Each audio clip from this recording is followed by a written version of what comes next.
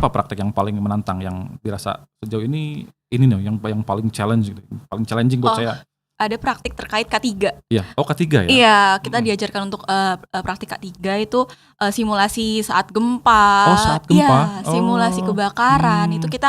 Nah, bagaimana sistem praktik di jurusan kepariwisataan? Apakah ada perbedaan antar kelas teori di kelas gitu ya dan praktek di lapangan? Jelas ada perbedaan. Sebetulnya kalau secara karakter sih perbedaannya dengan jurusan hospitality mungkin ya Pak Riki, karena dari jurusan hospitality. Untuk itu critical thinking, sigap, adaptif itu sangat perlu kreatif. Jadi porsi praktik lebih banyak daripada teori, itu akan sangat mempersiapkan mereka untuk terjun ke dunia kerja gitu.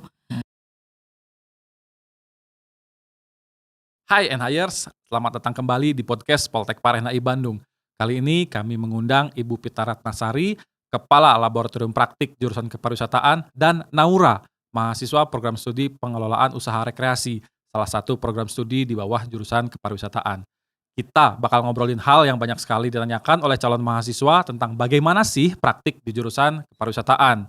Kita bakal bahas peran dari kepala lab, kemudian tantangan praktik, pengalaman unik, sampai tips biar sukses di dunia kerja nanti. Jadi, tonton terus sampai habis dan jangan lupa seperti biasa klik like, subscribe, dan nyalakan loncengnya biar nggak ketinggalan konten menarik lainnya dari kami. Yuk kita mulai. Bu Pita dan Naura. Iya. Tepuk tangan dulu dong. Terima kasih sudah hadir di sela-sela kesibukan. Naura juga saat ini di semester 8 ya. Semester 8, Pak. Tahun depan insya Allah mudah-mudahan lancar. Amin. Lulus di bawah bimbingan Bu Pita. Gitu ya. Hari ini kita kedatangan Bu Pita Ramos.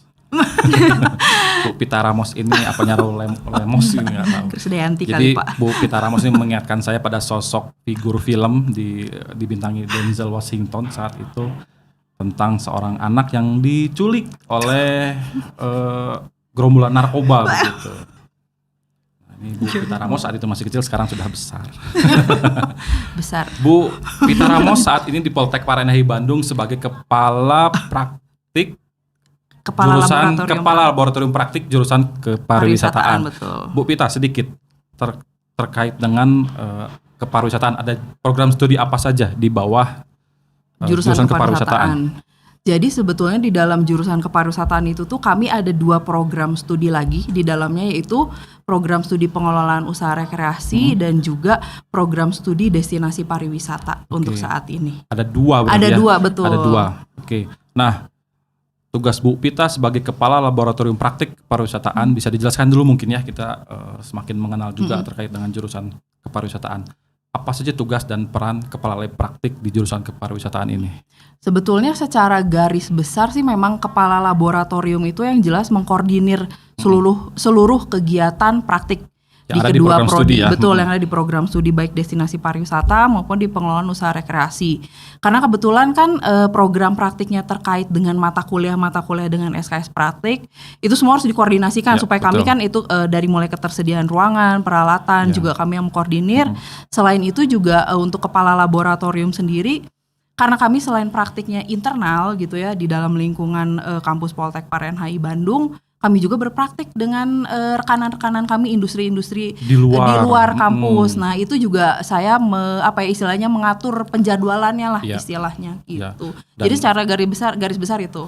Dan mayoritas juga dilaksanakan di luar ya. Betul sekali. Nah, itulah alasan NHIers kenapa kami jarang update reels gitu ya terkait dengan prakteknya kepariwisataan, karena kebanyakan di luar dan Mimin juga jarang diundang untuk ikut kegiatan praktek tersebut. Jadi nggak ada reelsnya. Mungkin next akan saya minta Bu Pita untuk buatkan videonya, nanti kita coba bantukan edit begitu.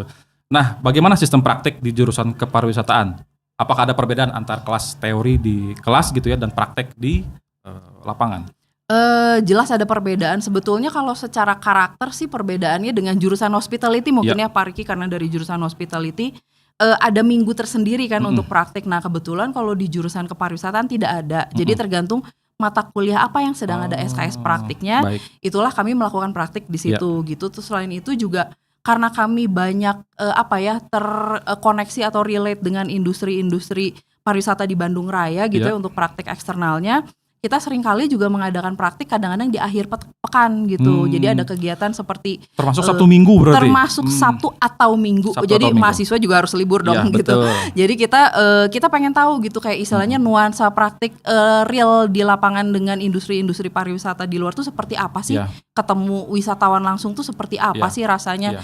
Nah itu jadi berpraktiknya seperti itu perbedaannya. Kalau untuk teori sih lebih kayak pembekalan aja Ya. sebelum mereka nanti terjun ke lapangan. Oke, jadi perbedaan dengan hospitality, kalau hospitality mungkin sifatnya simulasi di kampus, Iya betul. kalau ke pariwisata itu langsung di lapangan, Iya, bahkan bertemu betul. dengan Wisatawan real guest langsung, ya, iya, wisatawan betul. langsung. Nah ini luar biasa sekali.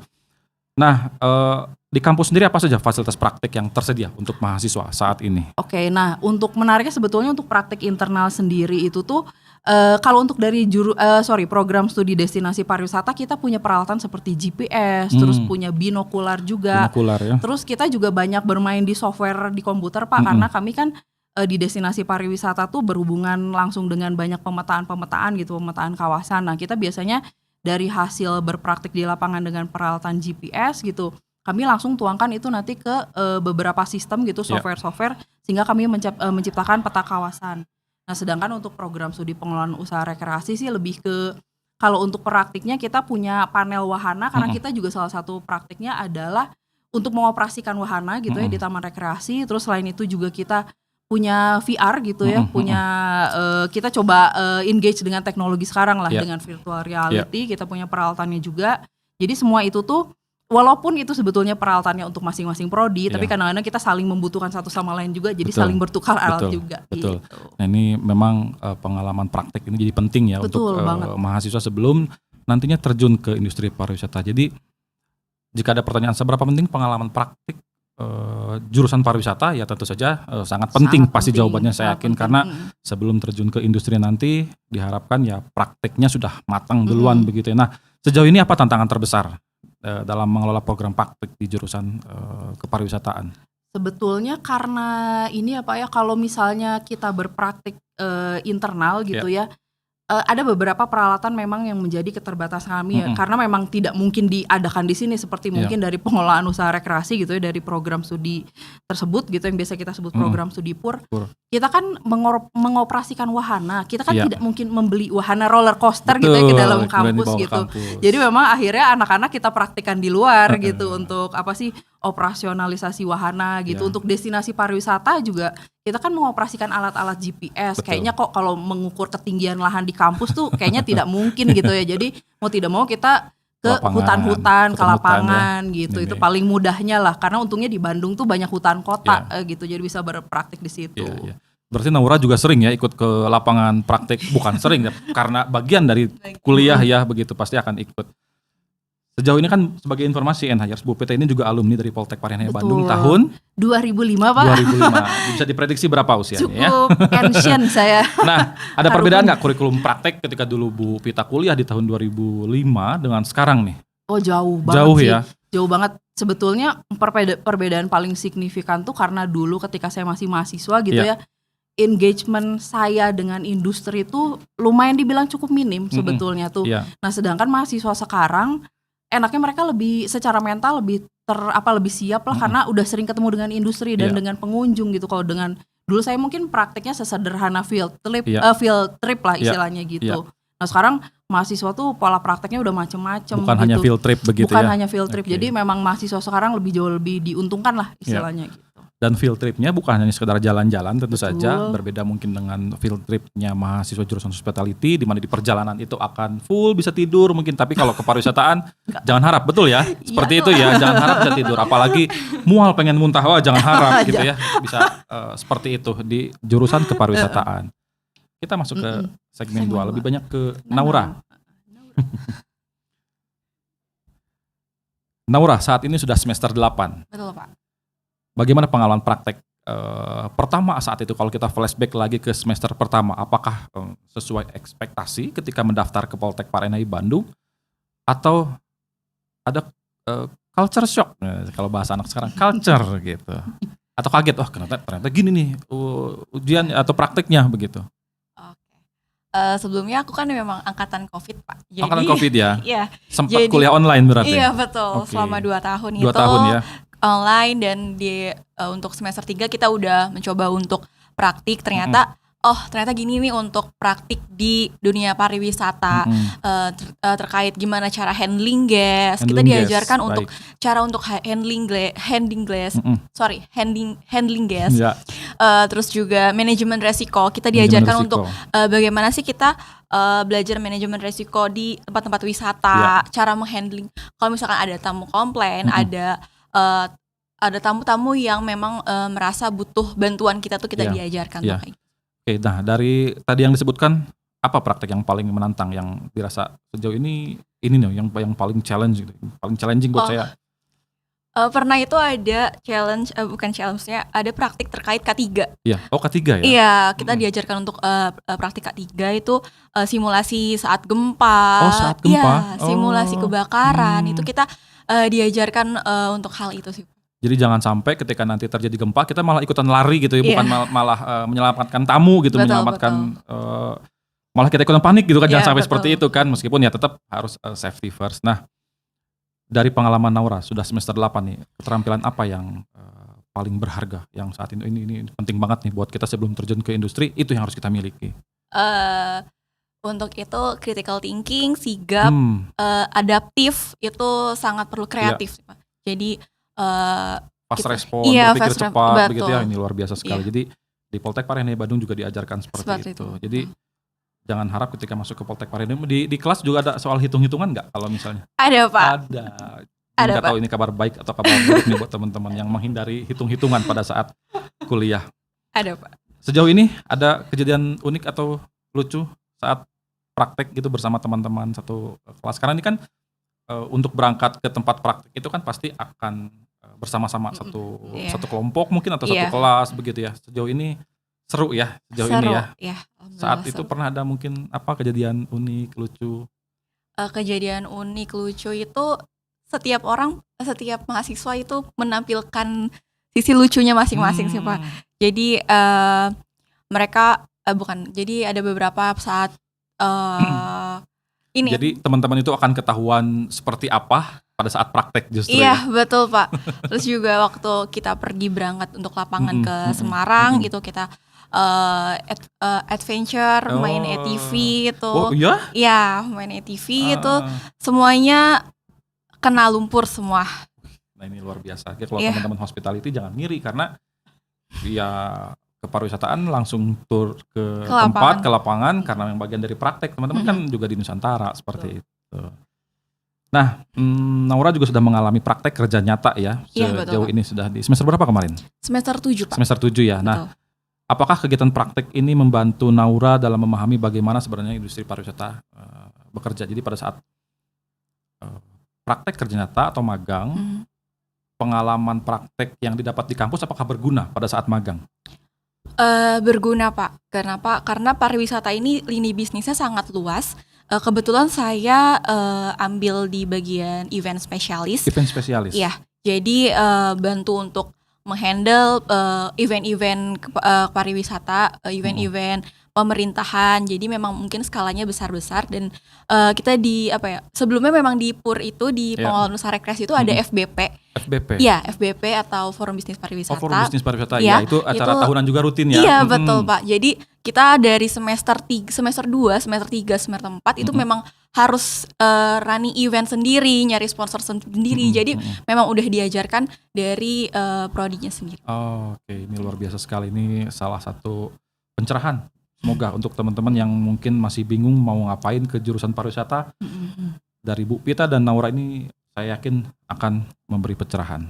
Bu Pita, bagaimana praktik sejauh ini membantu mahasiswa dalam mempersiapkan diri menghadapi dunia kerja? Apakah dinilai report dari industri sejauh ini terhadap mahasiswa kita, terutama yang mungkin pada saat praktek kerja nyata atau pada saat sudah jadi alumni, seperti apa nih? Apakah ada informasi tersebut? Sebetulnya kalau saya sih sangat beruntung ya gitu ya, karena kampus kita ini adalah kampus vokasi gitu. Jadi porsi praktek lebih banyak daripada teori, itu akan sangat mempersiapkan mereka untuk terjun ke dunia kerja gitu.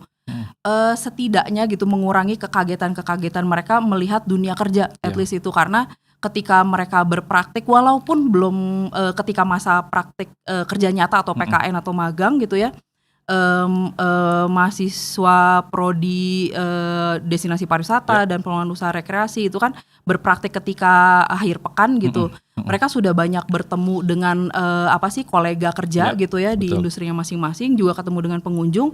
Jadi ketika ada keadaan, kita biasanya pakai istilahnya keadaan krisis gitu ya, keadaan konflik gitu, mereka sudah tidak kaget lagi ketika mereka akhirnya betulan terjun sebagai karyawan gitu di industri pariwisata. Jadi memang itu untuk melatih mental sih, utamanya itu sangat penting. Nah berarti juga mental jadi salah satu tantangan terbesar ya mahasiswa saat ini. Betul sekali. Selain itu mungkin ada tantangan lain nih bagi mahasiswa saat terjun ke dunia kerja.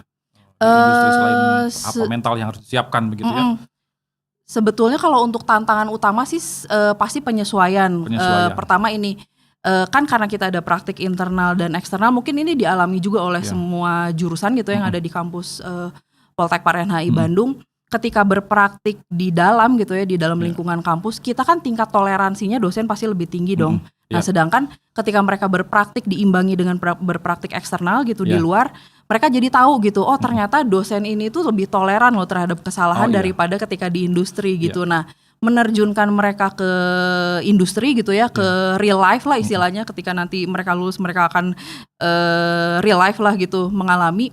Jadi mereka tidak banyak kaget-kaget dan akhirnya daya tahan mereka atau resilient itu tuh terbentuk gitu dengan praktik-praktik ini gitu. Makanya saya sih sangat mengapresiasi gitu ketika kampus vokasi ya jelas pasti nilai atau bobot praktiknya lebih besar lah.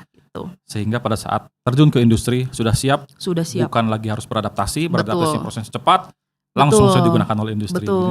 Jejaring juga akhirnya kan jadi lebih luas gitu ketika mereka mereka berpraktik gitu di industri, juga mungkin berpraktik di dalam, mereka udah membentuk jejaringnya sendiri gitu.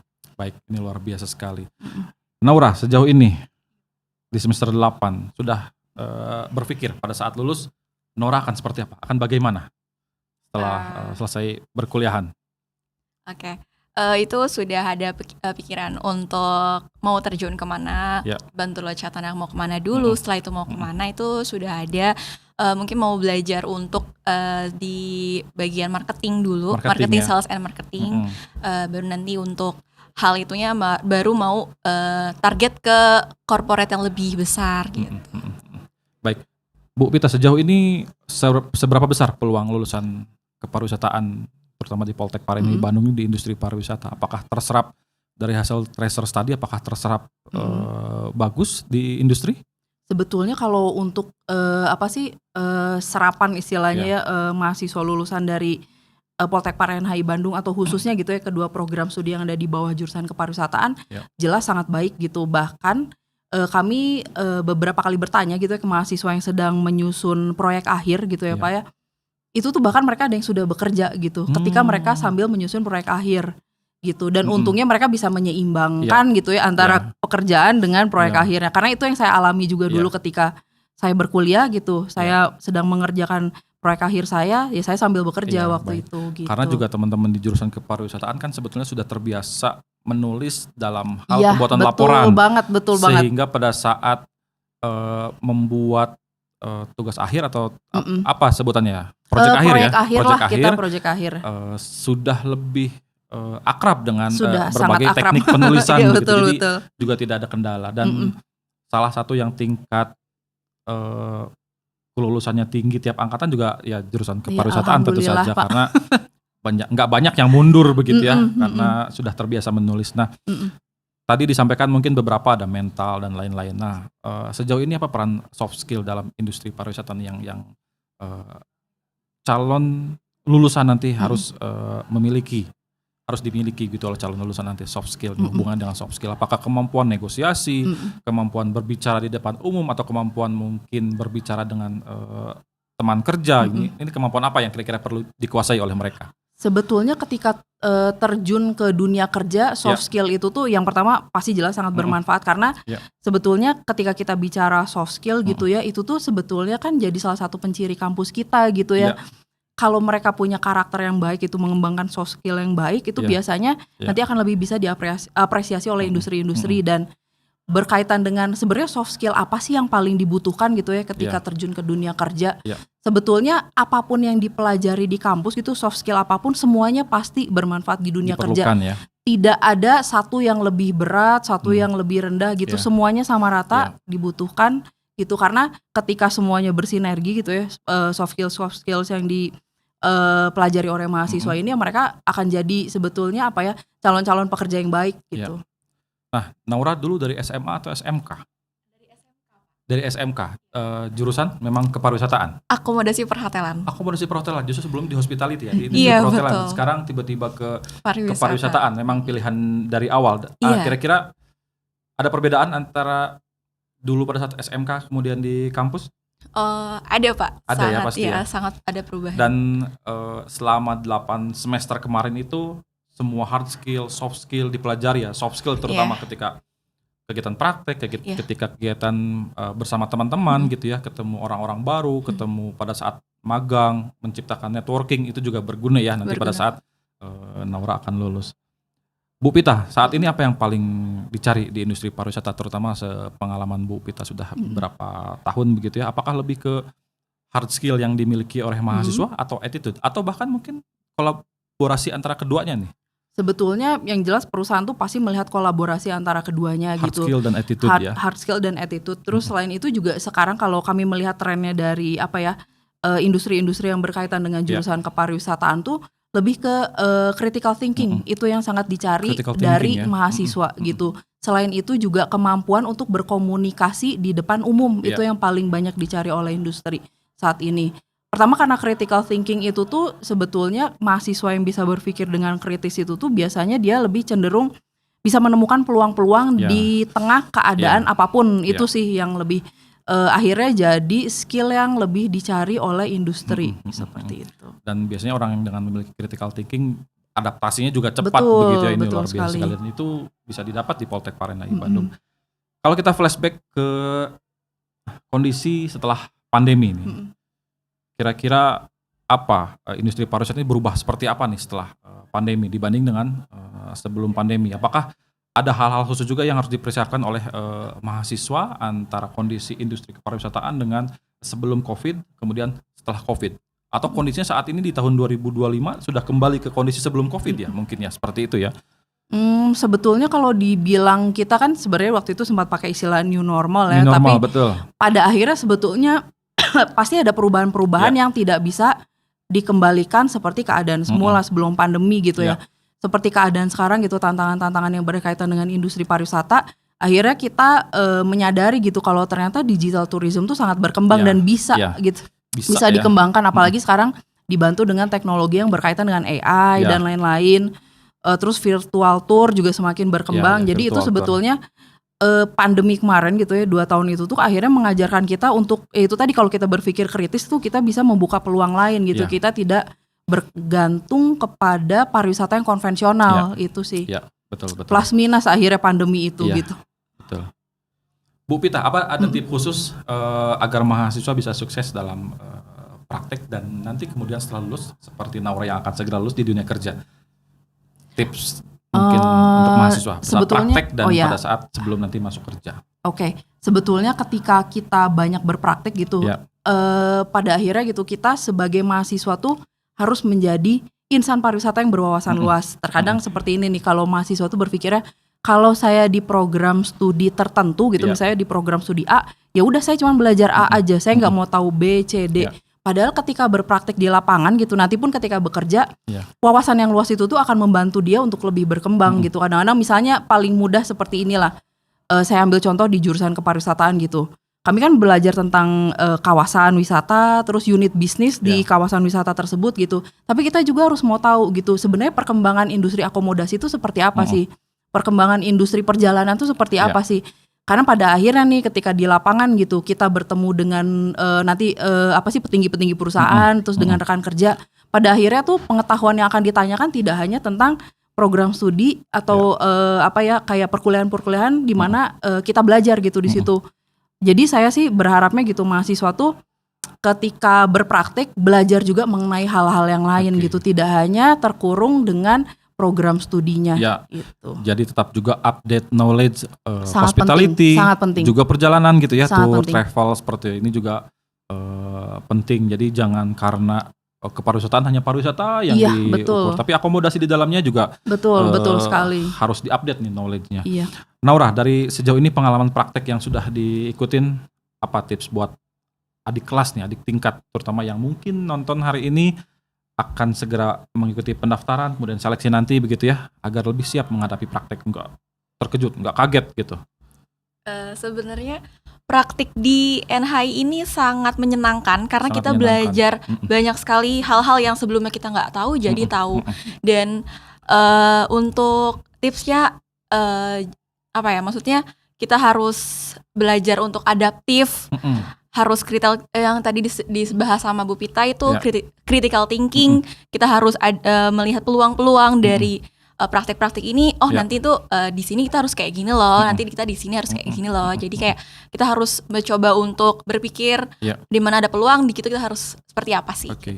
Dengan teman-teman sekelas bagaimana? Kita juga harus cepat berbaur juga ya dengan teman-teman Betul, sekelas. sama teman-teman Karena sekelas nanti juga berbaur. salah satu bagian dari kegiatan praktek juga mungkin dibagi per kelompok ya. Iya, Betul. betul. Atau satu kelas semua prakteknya Enggak, sama. jadi Enggak sebetulnya awalnya biasanya nih kalau kegiatan praktik tuh khasnya di jurusan kami gitu ya. Awalnya memang kita membagi mahasiswa dalam kelompok besar dulu, Ya. tapi semakin tinggi tingkatannya Ya. gitu akan terbagi ke dalam kelompok-kelompok kecil yang Ya. akhirnya nanti menjadi individu gitu Ya. di proyek akhir. Jadi dilatihnya seperti itu.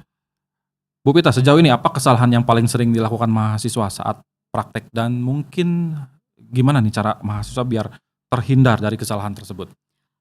Kesalahan utama yang paling sering saya dengar dari industri juga Ya. ya Pak ya, pasti soal kedisiplinan gitu. Karena kedisiplinan itu tuh sebetulnya walaupun di kampus kita sering dilatih gitu ya, memang setiap hari kita harus disiplin. Ya. Tapi ketika di lapangan sebetulnya itu yang harus paling dipertahankan. Karena apa?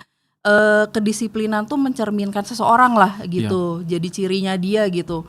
Nah, jadi memang untuk menjadi disiplin itu sangat penting. Jadi disiplin tuh kita tidak hanya bicara soal kehadiran saja ya, tapi kita hadir, kita attend, tapi tidak cuma fisik, tapi mental kita juga hadir di situ. Itu sangat penting banget. Iya.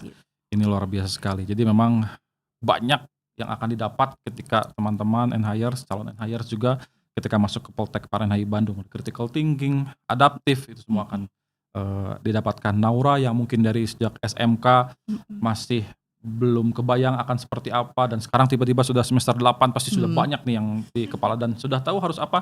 Ini banyak juga yang jadi pertanyaan, kira-kira setelah lulus saya ngapain ya, dan itu hanya bisa didapat ketika perkuliahannya dijalani begitu ya. Betul Kita banget. tidak bisa ngasih insight, ya mungkin salah satunya dari kegiatan podcast kali ini bisa sedikit memberikan insight akan menjadi seperti apa sih setelah lulus nanti.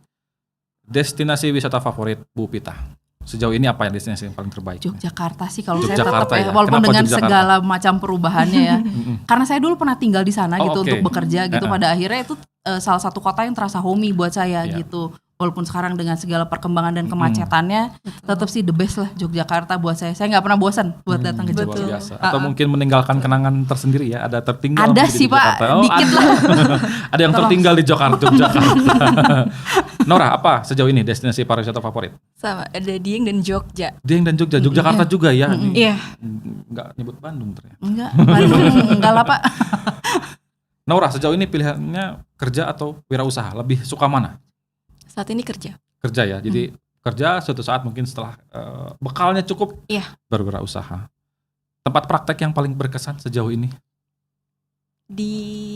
Sudah praktek kan, meskipun kemarin sempat COVID tapi sudah praktek kan? Iya. Apa yang paling seru? Di mana?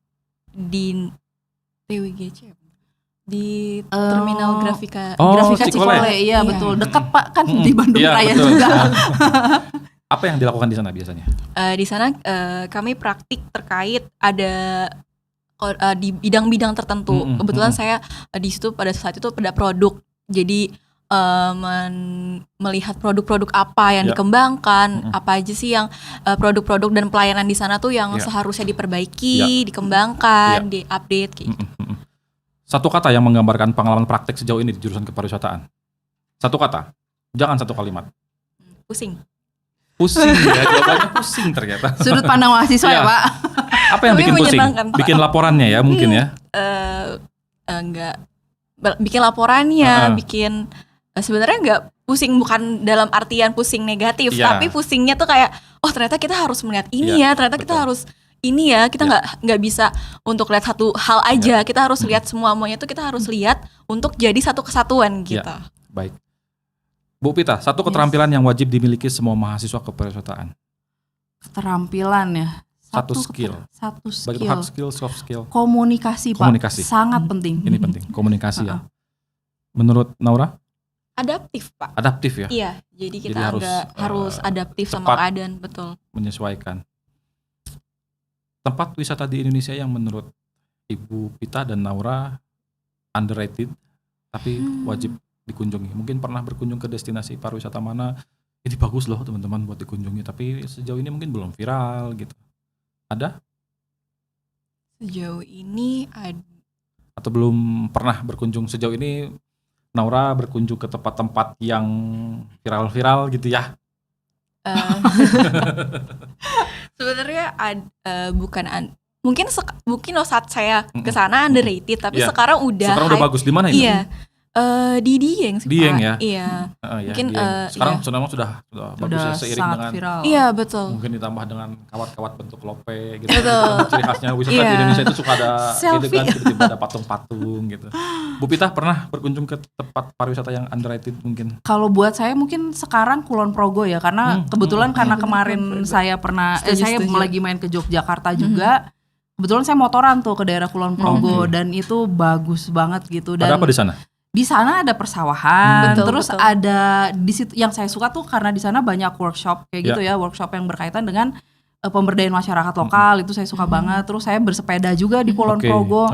Kulon Progo tuh oke banget ternyata. Saya pun baru sekali ke Kulon Progo dan langsung terkesan. Dulu saya sama kayak Naura tuh, saya suka Dieng karena dulu saya pernah tinggal juga di Wonosobo gitu. Tapi karena sekarang udah terlalu viral ya gitu, jadi ini ternyata Kulon Progo nih tempat yang baru lah, spot baru yang masih berkembang memang sekarang, belum semaju Yogyakarta lah gitu.